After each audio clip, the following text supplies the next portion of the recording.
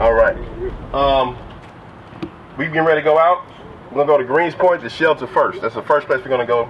Okay, and then we're gonna go to the northeast side, Tidwell Homestead area, to pass out the supplies that we have. We're gonna pass out as much as we can over at Greens Point. I'm not even sure by the time we make it to the northeast, we're gonna have anything left. We don't need a whole bunch of cars. You leave your car here, we load it back in the trailer, we can carry out there like that.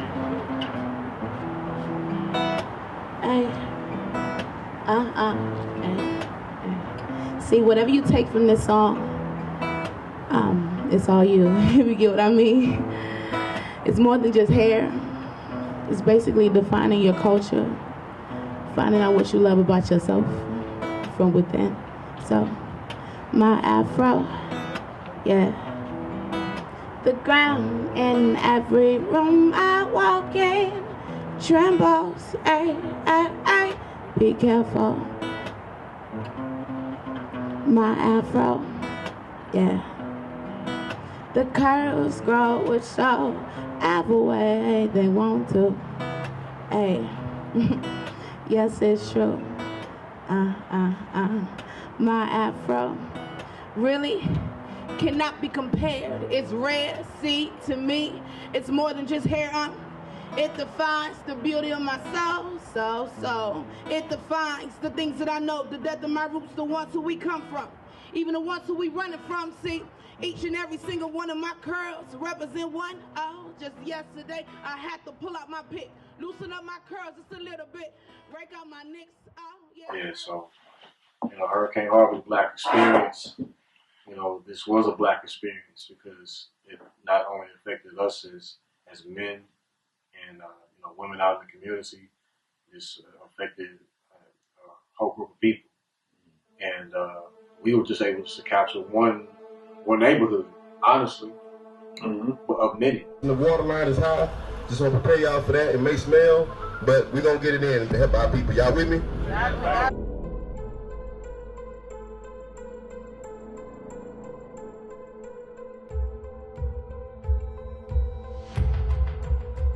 Houston officials now saying that the reservoir spillover for the first time in history could cause serious flooding in the subdivisions around that reservoir amid the heavy rainfall.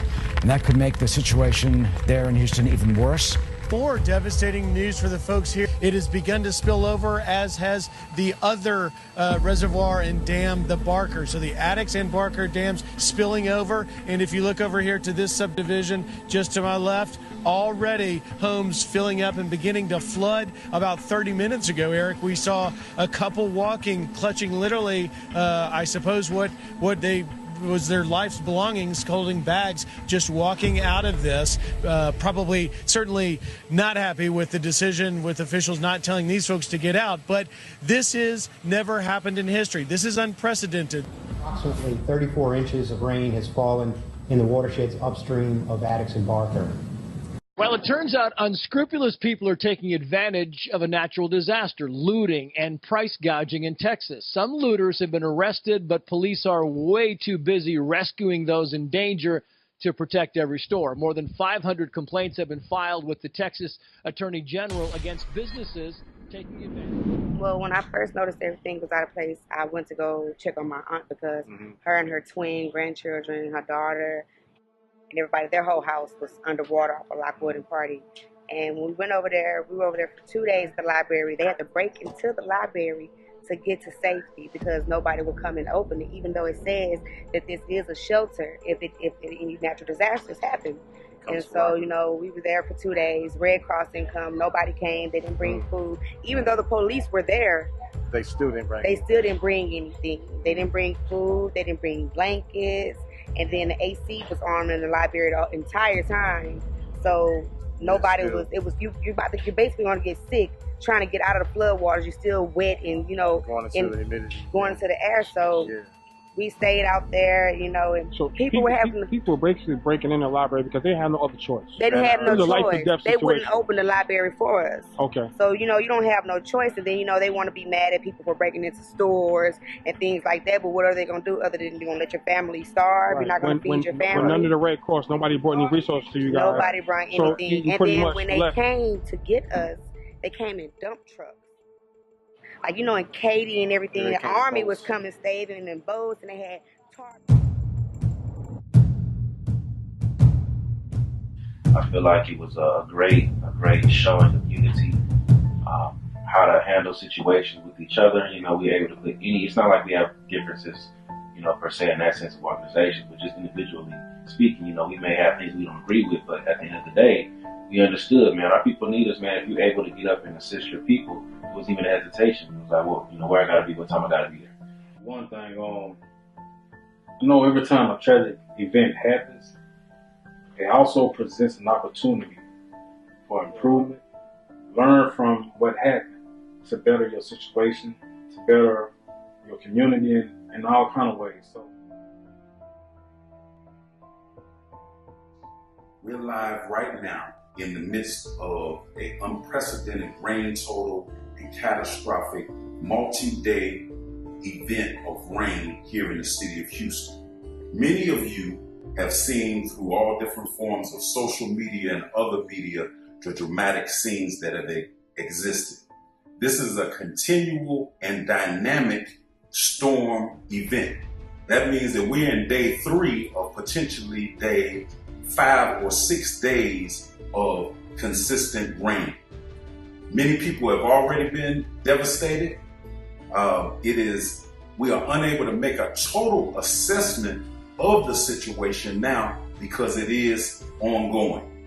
In the National Black United Front's history, we have put in a lot of work in terms of providing relief throughout the world to African people, including Grenada, Haiti, with Katrina, Rwanda, and throughout Houston and other cities when our people are in need. And that's what this effort will be about. We have a certain level of capacity in different arenas, and we're calling on you to support us at a grassroots level in terms of increasing our capacity to serve our people. The good thing about being in the National Black United Front is we don't have to create a relationship with the people just during hurricanes or disasters or terms of stress. We already have very powerful relationships with our brothers and sisters in every part of the city of Houston. Welcome to the Smudge once again. We are here today having our last quarterly Smudge, and this one is the Houston Strong Smudge, and we're calling it that because we have been through a lot together as a city. We've been through a lot as people, and spiritually there's always warfare happening. So of course we use the Smudge to be able to come together and have a spiritual cleansing, a musical cleansing, have conversations with people, get to know all the different vendors, because these are the people that make up our community, right? And so we're here, of course, representing All Real Radio. We have the Blacklist Association that we teamed up with to make this event happen this time, and the Harambe Art Gallery in this beautiful, gorgeous space. And I hope you've taken the time to walk around and check it out.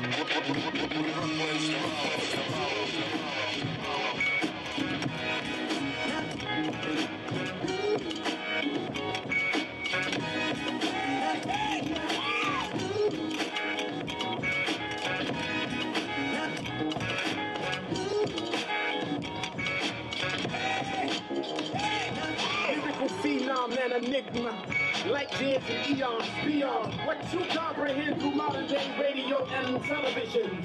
Service of eon like all television. In the limelight of prime time like Dion. Through the fall that shine like X5 Phenom. Let's talk about, y'all got a documentary coming out, right? Yes, sir. Let's get in this documentary, man. What's going on the doc?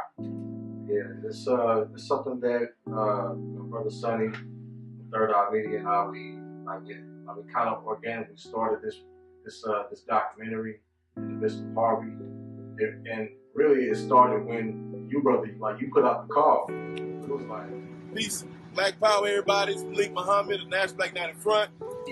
T-Dot, Melanated Men in Action. Always Blackness Association. Lead Night, The Blackest Truth. Sunny with Third Eye Media. No Blue, Houston Unity Tribe. We're going to be out here tomorrow, right here, on this corner. Valley Flag and Tidwell. We're going to be servicing the community, making sure that our people are taken care of, giving them supplies, helping them clean their homes out because it was flooded out, and nobody's brought resources out here. But you know what? We don't even care. We black people doing for black people. That's what we're going to do. We're going to take care of our own. It was like, okay, well, how can we best document this? Because it's a lot that that we don't get documented, right? So it just started just such filming. And then we was like, you know what, we gotta piece this together. We gotta give the community a outlook of ourselves, right, and what needs to be done. Right.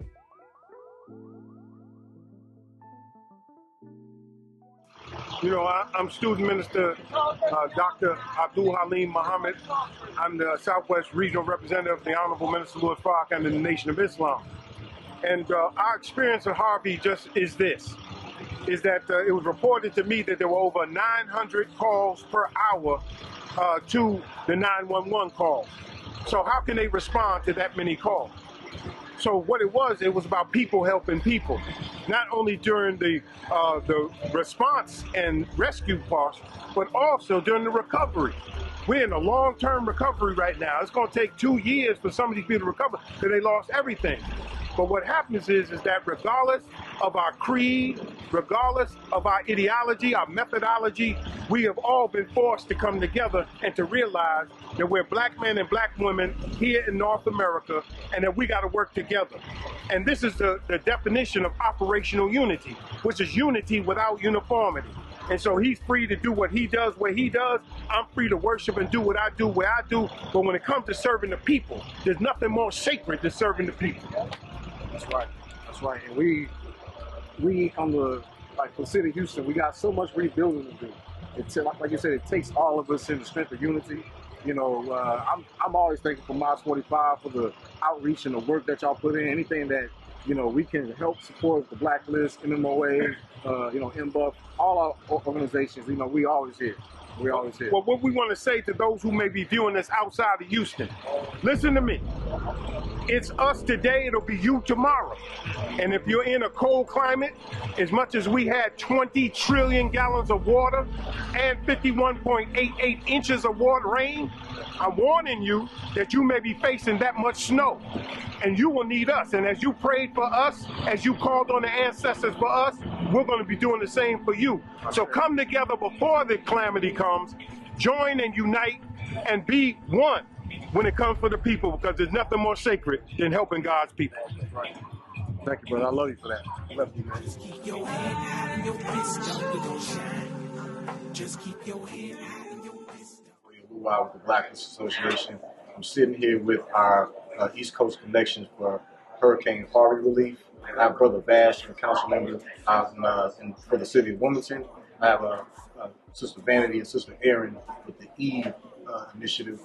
What encouraged you guys for this effort, for this initiative? Well, for me, I got called to join Chester to Houston, and Philly to Houston. But to me, I always knew that there was areas that weren't being serviced, such that FEMA and Red Cross weren't hitting. So that was my motivation to making sure that we got those supplies and things to areas of the community, that grassroots opportunities that like ourselves, you know, we wanted to service them. You know? Well, I'm originally from here, and I had already told Erin, and I think she already knew inside, like deep down inside, that we were going to respond like to this disaster. And we're all about like community development, like on the grassroots level. The residents here, just like any kind of residents, like everywhere, right? They're like our family, and me and Erin have been doing this kind of work for a number of years, and it just warms my heart, and it's like my gift and purpose to make a difference in other communities. I think when the Hurricane Harvey hit, everybody kind of looked at us like, so when y'all leaving? Because they know that that's what we do.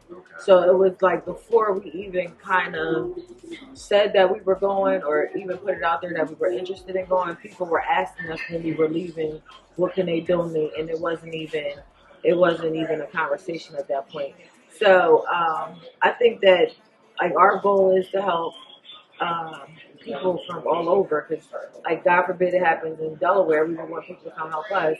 So it's just kind of like one of those things where it's something that we've done in the past and it just comes natural, and being able to connect with people on different levels is natural for us. And it's just important to give back, because you never know when you're going to need some help. On behalf of the Blacklist Association, Third Eye Media, the National Black United Front, and our grassroots organizations, we want to take this opportunity to thank the City of Wilmington, the City of Philadelphia, and the City of Chester for your dedication to providing aid and relief during the recovery of Hurricane Harvey. In particular, we appreciate the initiatives by Wilmington to Houston and Philly's journey to Texas for your efforts to traveling to Houston and sending aid. It's because of you, several communities were able to receive basic and major necessities during the recovery process. Once again, we send our gratitude and extend our helping hands if and when the need arises. You all will forever have people you can call family here in Houston. Peace. I'm in comfort when I'm using the able body to help my people out. You know what I'm saying? If I feel like I'm able to do something, I ain't gonna make an excuse about it why I can't. My area, where I lived at was flooded. That's after they had released the Addicts and Barker's reservoirs. So when I was able to get my car through some water, man, my whole motive was to just help my people, man. That's my comfort zone. We know from the jump we don't get the help that we need. You know it, you know what I'm saying? So it's like, the people that's going to help is going to be me, my brothers, my sisters, the ones that I'm communicating on a daily basis, monthly basis, whatever have you. So it's just inspiring, man, so I can get and help. So I just know these ones involved. I just am inspired to be able to help when I can. You know what I'm saying? An example, man, that, like Brother Muhammad said, man, this is us today. Here in Houston, it can be tomorrow somewhere north from the West Coast. Everybody has their own natural disasters. But the unity that we show, man, like you mentioned before, the organizations came together and was like, hey, what we got to do to help? Nobody holds a better heart. We can't do nothing about the past, but we can make a better start. It's just been a while since the avoidance in your face. I just called to say I love you and I hope that all was straight. How was your day? It ain't much to check up on your people. Just to reach out, make sure that they breathing. You ain't gotta hit them for a reason. Family just something I believe in, and I'm saying, man, it ain't much to check up on your people. Cause you never know how much they need you. I will say that I saw on the news where they said they were going to open up one of those gates or whatever. The levees? The levees. Yeah, okay. They reported saying that they were going to open it at a certain time. Well, they had already opened it before they reported that they were going to open it, and they had already opened it twice. So that didn't give nobody in the community time to pretty much get their belongings and stuff situated. The bio is right there. Okay. So we noticed the water coming up, and the water in the front was clear, and the water towards the end was brown. So that's how we knew it was the bio. Right. More bad news for this besieged city. The spillover of the Addicks Dam, for which we are about a block away from, is now imminent. It's not a matter of if. It is going to happen. We just spoke moments ago. I spoke on the phone with Jeff Lindner of the Harris County Emergency Office of Emergency Management, and he told me that they are less than a half a foot away for that reservoir from spilling over and affecting dramatically the neighborhood immediately behind me. He said second-story homes will be at risk. That has never happened in history, that the dams, the reservoir, the Addicks and Barker Reservoir dams, protect the city, downtown Houston, from the floods, and that is going to spill over today. When we were in the woman's house, helping her move stuff and helping her, gut the home, and just seeing how she lost everything. When we was watching the news on Thursday, they was telling us about the flood down in Dickinson, that they would evacuate those people. And he was saying, stay home. If you don't have to go nowhere, stay home. Because as long as I've been living here, my home never did flooded like this. Even when we got Allison and Katrina all up in there, you know, the roof blew off, but not no flood and stuff. So Friday it rained in here. We had to live with the rain coming in. Saturday it flooded, so the life truck got me and my husband out here. Good thing the neighborhood was up, because we may not be living what was up here when they rescued us out of this house. But was just so happy that somebody came out to help, because like we said, we reiterated this, you know, quite a few times. Nobody came out there to help them people. You know what I'm saying? And I think they were just happy that they were seeing some young brothers and sisters out there just willing to get their hands dirty, you know, just out of pure love, you know, and a willingness to just want to help, you know. So for me, like we just said, it was just feeding off of the synergy that was already present. You know what I'm saying? Like, my brother's working, my sister's working. What can I do to just help further the cause and do my part? So we went through all that water to the school over here on it's all right, come on. And then they had nothing for us but to sleep on the floor. So like, you know, in Katy and everything, the army was coming, staving in boats, and they had tarps over it was no tarps over the top of the dump trucks. It was nowhere to sit. It's basically nasty. People have open wounds on them and they have to come in here. It's elderly people that are blind and disabled and can't really just function on their own. They have to sit on the back of these dump trucks, and then they dropped us off at Kashmir Transit Center, where it was still raining, it was still flooding in the area, and was telling us to wait for buses to come to take us to George R. Brown.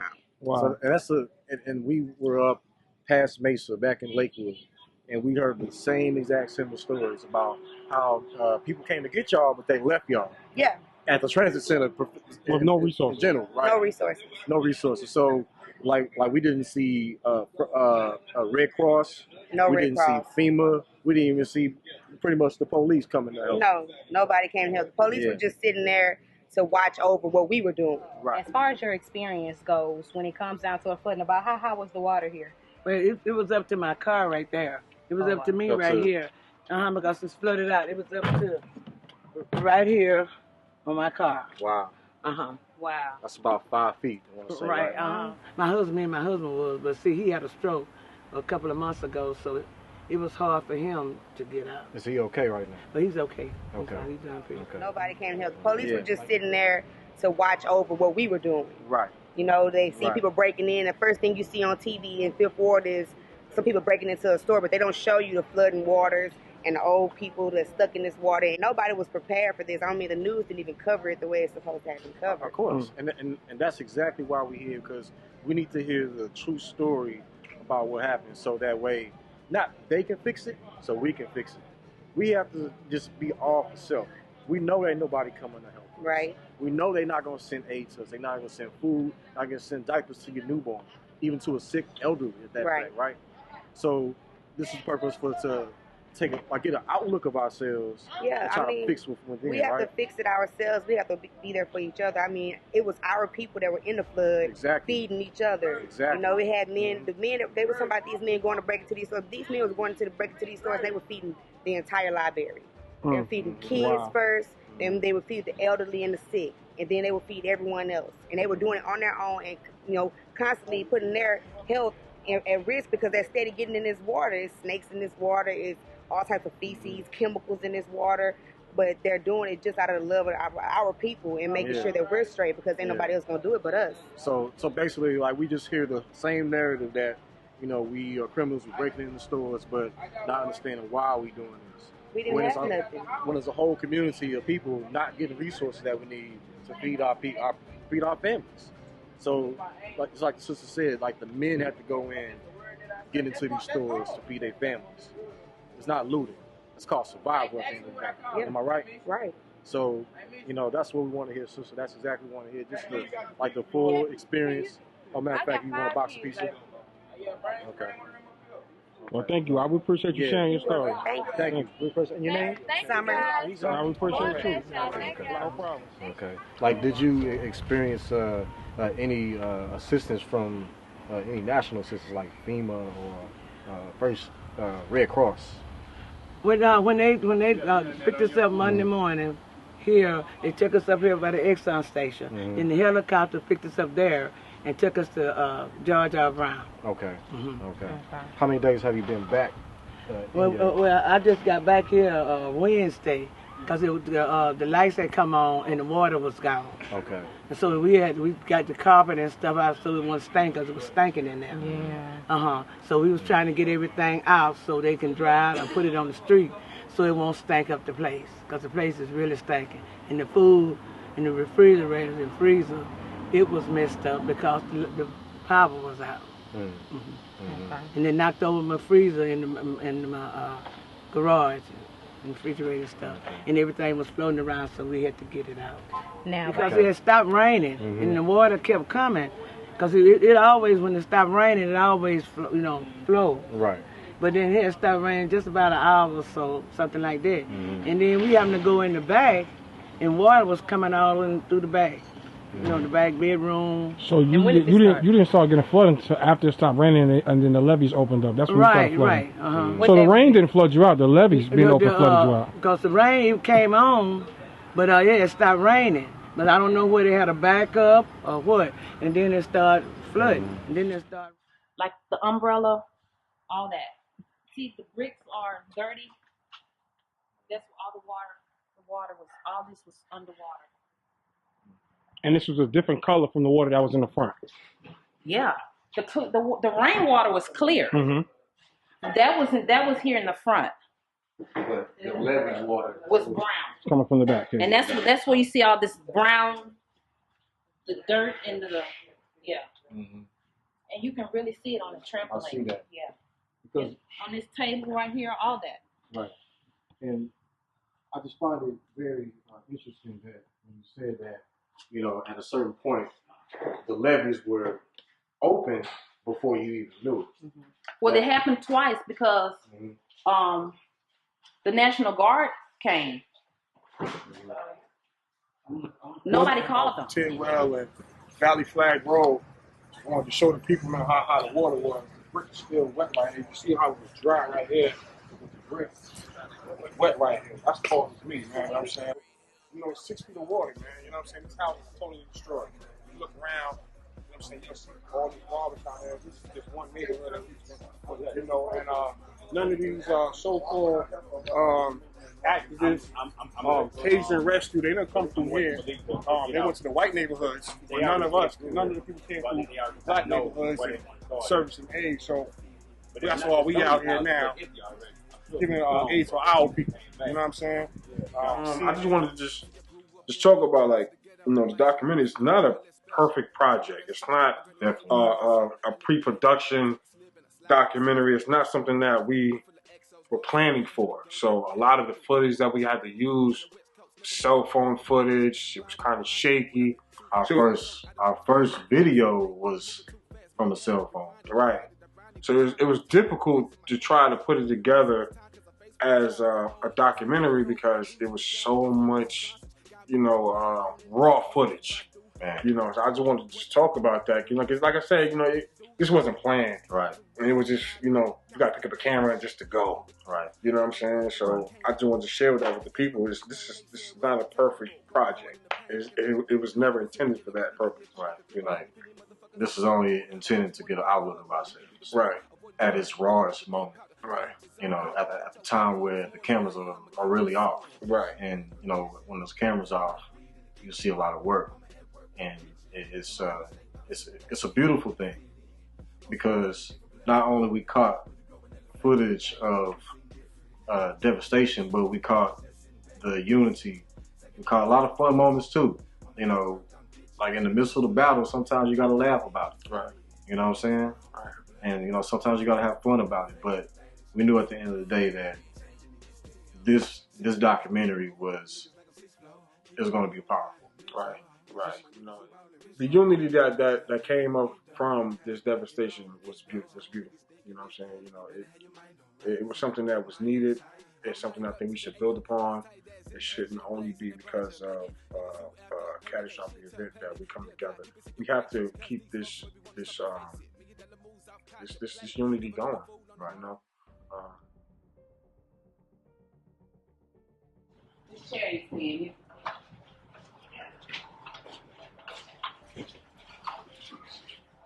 Man, can I ask what your name is? What's your name? Kim. Kim. Have you guys received any help from FEMA or Red Cross? Anybody Not else as yet. I as of checked yet? the status online, and what they did was told us that they're gonna have to come out and assess. Okay. But they did approve us for a hotel stay. They approved us for monies to replace food and items or whatever. Okay. But other than that, we You just have so no immediate help. Nobody, No immediate no help, police not come yet. by. We all we got.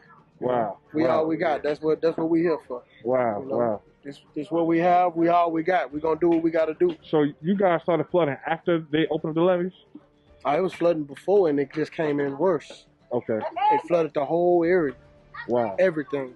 Normally, this how our house sit up higher. We don't never flood, but we got it this time. Wow. You Wow. know, so. Have the police or anybody been through here? Any kind of rescue services been through here to check on you guys? Not that I know of. Okay. Wow. Not that I know of. Wow. And it's almost like you really don't expect them to. You know, at this point, you know, like you said, you experienced it in 01. Yeah. You know, there's been many, flooded areas, throughout Houston, especially black communities, that we are not getting the assistance that we need. Most definitely. Like you said, we all we got. We all we got. I mean, you know, regardless of what's been going on or regardless of what everybody's been saying, I mean, at times like this, we gonna pull together. You know? No matter what. This is our community. This is our home. You know, so we gotta pull together. We all we got. We all we got. You know, all the stuff that's been going on, everything that's been happening, that's behind us. You know, right now, today, and tomorrow, we got to move forward. We got to look at what we're going through right now. You know, if you look around, you're gonna see nothing but us coming together and doing this on ourselves. You know, we doing this ourselves. It's our home. It's our community. My mom contacted the insurance company and everything, but they didn't talk to us. They came through the insurance. They told her because she have tropical storm damage. She have tropical storm insurance. But not. They denied. They denied because her insurance is on a tropical storm, not hurricane. Wow. And this was a hurricane, so they denied. Wow. Wow. Wow. What insurance company was that? You know water just came like that and just wiped us completely out. My mother has a terminal illness, and she was actually trapped, and it was hard to get the door open because of so much water. Try to pull the door open to get her out. And, How long did they actually take to get here, though? the next day. It took a whole day. So how was the water while y'all were waiting for the day? Where you feel? Y'all just standing in it, sleeping in it, sitting in it. Yeah. So it's kind of like the same story we've been hearing, is that like we're not getting no type of assistance that other areas are getting assistance in. Now, one interesting thing that's common around is that everybody pretty much experienced the same type of water rush at the same time. Like, did you notice that it was raining hard, and then all of a sudden, just water just came out of nowhere? Actually, it was raining hard, but the water hadn't rose yet. And then when it started coming to the driveway, but once I guess they released whatever they did or something, the levees or whatever, and then everything just went out of nowhere. It came so fast. Getting past Tidwell and Mesa. So we parked, we sat there, whatever. So we decided to come back. So by the time we left for about 4 hours. So by the time we came back, about 4 hours, we could not even get on the street. We parked the truck on Tidwell, walked through the grass, came in the house. The floors were just barely wet. Within like about 6 or 7 minutes, the water just started coming up. So that's how you kind of know like the levees was already right. That's how we knew that they opened it that time. Okay. As a result of those levees being open, how much did you lose out from your house? Everything. Everything. As So you can see, everything. I'm looking back in the wall and I see how high the water is. Yes. You know. Yes. So pretty much your car was completely underwater. And yes. Could you also tell them, Queen, about what you were telling me about the flood insurance? Many of your neighbors don't have flood insurance. So could you tell us about your experience being prepared in that area versus if you didn't have flood insurance, what your route has to be? Well, the thing about it is the mortgage company and FEMA sent me a letter in March saying that they remapped the flood zone in this area. So I was kind of if I didn't get my own flood insurance, the mortgage was going to put a forced place policy on me. Wow. So the sinks. You want to walk us in? You walk.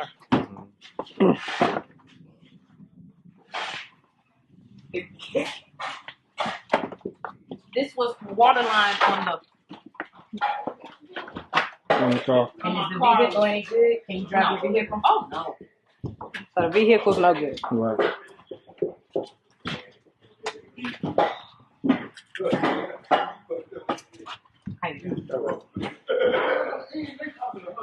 This is the living room area. Everything, if you can see the water line right here, across here, and they have to cut it like 1 foot above the water line. So and if it's but if it's wet, they have to go higher. They they have to keep going until they get to a dry spot. This was the kitchen area. This was my washroom with my washer and dryer. Refrigerator was here, which was laying flat down. I had a pantry right here, dishwasher right here. This was my my sink and the countertop going all the way across.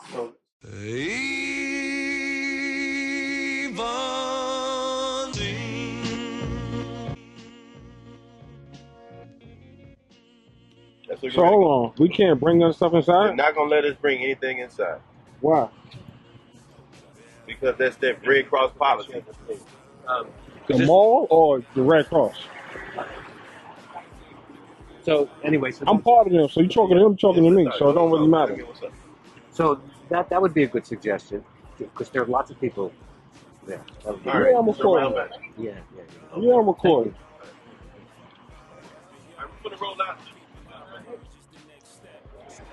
We'll go around back. All right. The Red Cross ain't gonna let us. Red Cross won't let us take any donations to the people. That's their policy. Whatever. All right.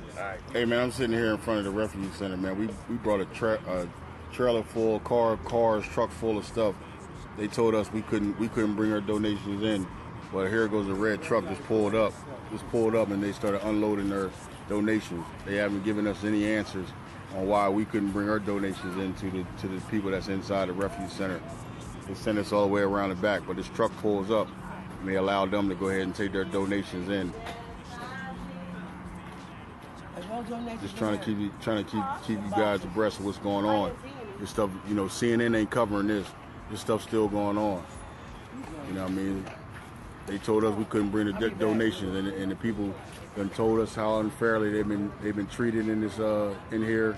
This was an abandoned part of the mall that they just opened up. They said it smelled like mildew and everything in here, mold and everything in here. And now we come with donations, and they tell us we couldn't bring the donations in, but let someone offload what they wanted to offload. Yo, where's this from?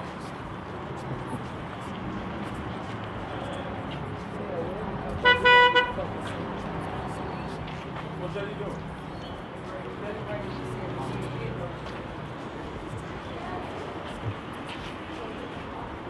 So y'all taking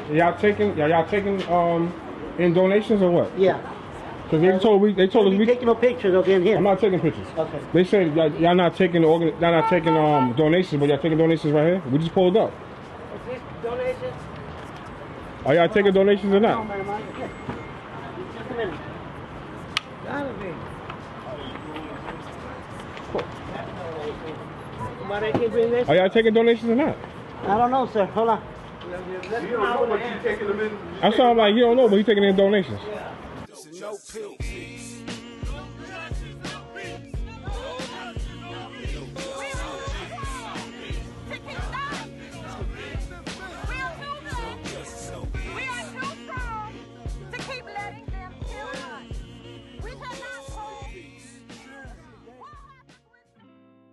You ready?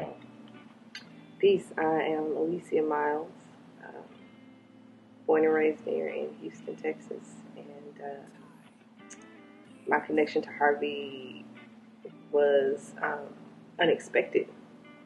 I didn't really have any negative connotations to like a hurricane, because we've been experiencing them. I guess it was kind of like being desensitized, right? We've been experiencing hurricanes forever, you know. As a single parent, you have to start, like I had to start to formulate, like, what are my escape routes? How are we going to get out of here? I got 2 little bitty kids.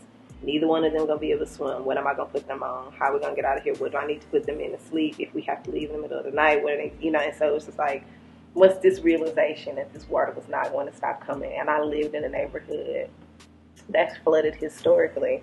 It was kind of like, yikes, okay, this is serious. You know, it touched me, impacted me in that way. And I realized maybe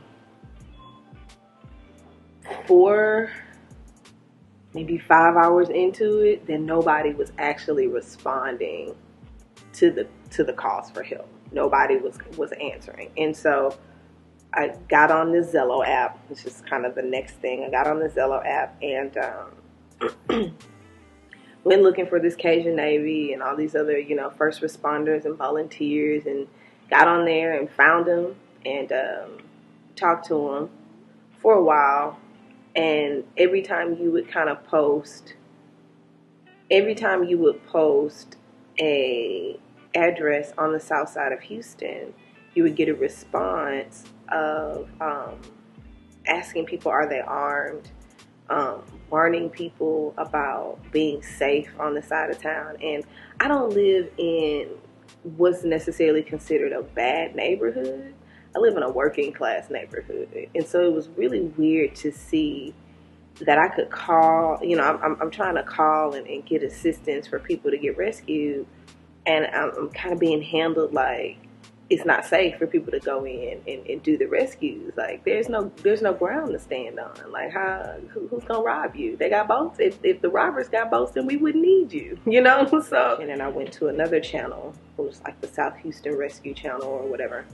And when I got to that channel, it was completely empty. So I hopped on and, you know, I started sending out messages to, you know, my friends on Facebook, like the same people that were posting about needing help. And I put a call out and said, hey, if I can get, you know, our own people, if you got a boat and you're in Spring or you're in Cypress or wherever else helping them folks, then I want you to consider that the side of town you left is underwater and they need help too, you know. And so you left your own people to go rescue in the woodlands or to go rescue wherever. I need you to bring your boat back. And me and this team of like 1, 2, 3, 4, 5, team of like 5 sisters managed to coordinate, you know. And as the more we coordinated, the more organized we got, the more individuals kept signing on, the more people we had logging onto our channel, you know, waiting for instructions on where to go and what to do. The more we had the main dispatch from the Cajun Navy who would come over onto our channel and be like, hey, I got some more boats for y'all. You know, y'all are doing an amazing job. Here's some more boats. Here's some more boats. And so ultimately we ended up rescuing about 75 families from 288 in the Beltway South all the way across in that strip, across the Beltway over toward the Beltway and 45, and then down into what's that? Down 288, Alvin, and into like further south down 288. I can't think of. We ended up rescuing like 15 horses from off of this ranch down there somewhere. But yeah, and I was able to do all that from the house, right? To me, so like, it kind of spurred this thing inside me where it was very clear that, and I say this to people all the time, which is why it's crazy that this was the moment where it kind of clicked to me. But it was clear that, number one, that nobody was coming to help. Nobody was coming to rescue us. There was no charity that was going to happen. But also that everything we needed, everything that we needed to succeed, everything that we needed to get the job done, we already possessed, right? We already had within us, and to work together as a team to achieve those goals. And so for me, like, that was a game changer. And it moved itself into working, you know, right now where I'm still doing Harvey relief, but I'm also working as a, you know, for the long term. And for me, the long term is what's important. You know, it's important to prepare people for disaster because it's going to happen, but it's important to pay attention to being prepared before it comes to, you know. The solution though was to meet these kids and these families where their needs were, and I don't think that's something that we're doing right now. We're estimating what the needs are. We're projecting our own thoughts and ideas about what people need instead of talking to people and finding out what they need and meeting their needs first, and then going from there and expanding what they need and expanding their assistance into all the other things that we have to offer them. So I think, you know, the first solution definitely is to look into our past and look at what has worked and look at what our people need immediately, you know, be that.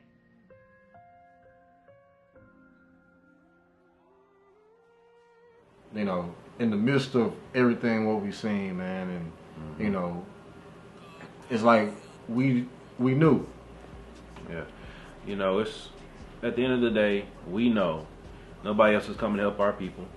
It's up to us, you know, our brothers, our sisters, to get out and put our boots on the ground, as we like to say, to go out and assist our people, because at the end of the day, like I said before, we know good and well that nobody else is going to come help us when we need it the most.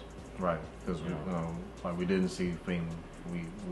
We had an encounter with Red Cross, but it was a very negative one. Absolutely. And you know, each time that we went into someone's house, you know, the helpless look on their face, and you know, you could see the pain of everything, and they were just glad just to see us come into their homes and help them take out furniture, and it was just a lot. That's right, man. And to be honest, I think that people seeing us show up, you know, that look like them, right? You know, young brothers and sisters, you know, I think that that's something that's going to be imprinted into their minds, you know, forever during, you know, something like this type of catastrophe. Because at the end of the day, you know, we know good and well nobody else is going to show up. You know, it's going to have to be us. It's going to have to be other brothers and sisters that's out doing work already. How did y'all feel, you know, as you get out in the community, going into people's homes and seeing the devastation and seeing, you know, their reaction? Like, what were some of the thoughts going through your mind at that time? I know for me, it was like, this could have been me, but at the same time, I was hurt for the person that lived there, because I know that their personal belongings, they were all gone. You know, cars, like the whole home.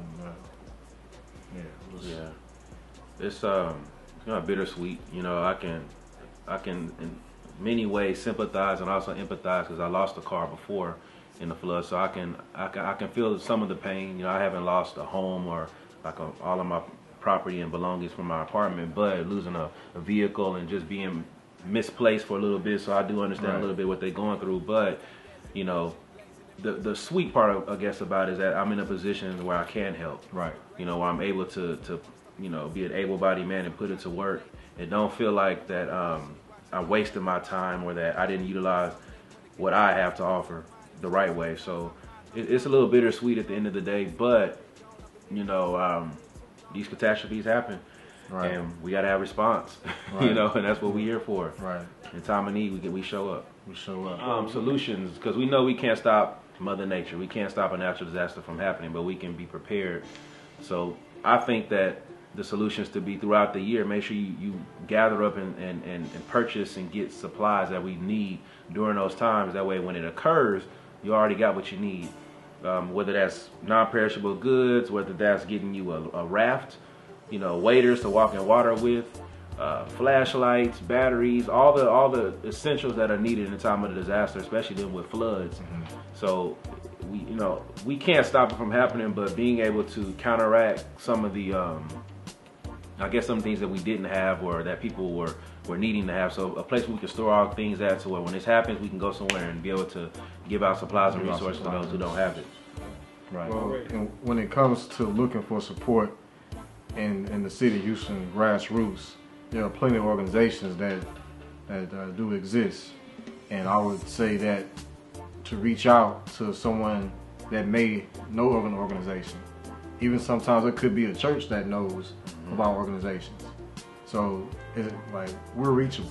Houston has sprouted up out of nowhere. Right. And we're not that type of city that looks for recognition. Right. Because we've been doing this. Right. You know, so it's not about that. It's more or less of just building our community and offering solutions to our community as well. Because we learn, even as organizations, that some things are better yet prepared if it's planned out correctly. Right. So, when we offer solutions to the community, is more or less because we're looking for the best interests of our community. Right. And we want that to grow. So we got this footage to show that it can be done. You know, the notion that black folks can't work together is a false notion. We want this to be a blueprint. This is not something that we're trying to get patted on the back for. That wasn't the intention. We want to show that black folks can work together and other cities can take whatever we're doing here and adopt it and become unified in their cities. Right. Right. Because at the end of the day, like, the prize award is seeing a smile on, just seeing a smile on somebody's face. Right. And, during those times and those days we were out, working, even in the midst when I was tired, I was like, I feel like I could do some more. Right. But I know that at the end of the day, I have to get some rest. Right. But I was eager to get back the next day. Yeah. Definitely eager to get back the next day to, put another smile on somebody's face or hope in somebody's heart. So salute to Brother Kofi. Absolutely. What's the name of that sister that's always at Mbok too? I forgot her name. Sister Falani? Yeah, Sister Falani. Sister Falani. She was organizing. Sister Falani, thank you. Yeah. Thank you. We got Tribal Power. Tribal Power in the mix. Sister Kane. My brother Anthony from San Antonio. Oh yeah, right. He came out from San Antonio. There's another brother, Chris, that was with him too. Chris is in Buffalo, I believe now, if I'm not mistaken. Okay. I believe so. Okay. Sister Neep was out there as well. The Shrine of Black Madonna. Shrine. They had, even though we didn't get any footage for them, they was putting in work too. They were taking in donations. Special thanks to the sisters and brothers of the Shrine of Black Madonna. Who else? Shout out to Brother Cliff and Hoop Jargon. Hoop Jargon. They showed up as well. They had a shoe drive. So they had some other things going on too in the neighborhood. They went to a brother's home and posted up there and had a setup, and it was nice. A lot of people donated shoes. The Philly crew. Oh, Philly crew. Oh, my Philly crew. Lavinia. Yeah. Sister Ashley, she's from Dallas. She came down with Lavinia. Did she come down? Yeah, she did come down. Yeah. Ron Green. Ron Green. Shout out to shout out to Ron Green. Can't forget about Delaware. Wilmington. Wilmington, Chester, Philadelphia, Brother Vash. Your homie that hooked up with Vash. What's his name? Yeah, man. Shout out to my boy Richard Raw. Because without that big truck that came from Philly and Delaware and, everybody up top, thank y'all. Peace to the brother, the homie Pop. And, Pop that's right, and the homie Talik, they was all out there working. It was just so much more widespread. Y'all only seeing this much. Full Flavor Cafe. Full Flavor Cafe. Full Flavor Cafe, that's right. Lisa Miles, thank you. Lisa Miles was very powerful during this time. Our radio, appreciate it. Conscious Mindset. Conscious Mindset, Brother said. Melanated, Illuminated, Brother my brother right there. That's the hottest media in Houston right now. Shout out to the homie, man. That's my boy, man. I'm so proud of him, man. Definitely. Olu and twins. Yeah. Everybody from that tribe. So, yeah. Man, everybody RBG, if any RBG, you Black Power. You ain't Black Power, you Black Liberation. Whatever, but it's all a collective effort. Dallas too. That's right. Dallas That's Creek. right. Dallas Creek. Yes. Special shout out to Naomi. That's the sister. Naomi Love, yeah. Yeah. Okay. Shout out to Naomi Love. She's the one who introduced this documentary with a powerful voice. Yeah. So thank you Thank you. Definitely. Yeah, thank you to my brother Alexander on the East Coast of New York. He sent supplies down from New York down here to look out. Wow. So big shout out to my brother out there, man. Yeah, big shout out. Yeah, shout out to New York. We had some people that did donate, and special thanks to them. California, because I believe Olu actually went to California for the benefit, concert. So thank you, Oakland.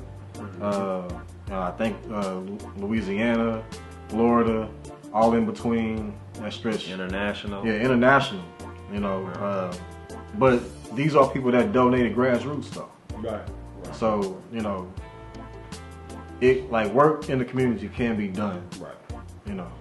Man, peace and blessings, Black Power. I do hope that the documentary is more than just the Black experience from the devastation, but also the unity that we showed. That not just Houston, but from all around the world, from all around the country in specific, that we do come together. So the rhetoric that Black folks don't sit together is false. It's just not real.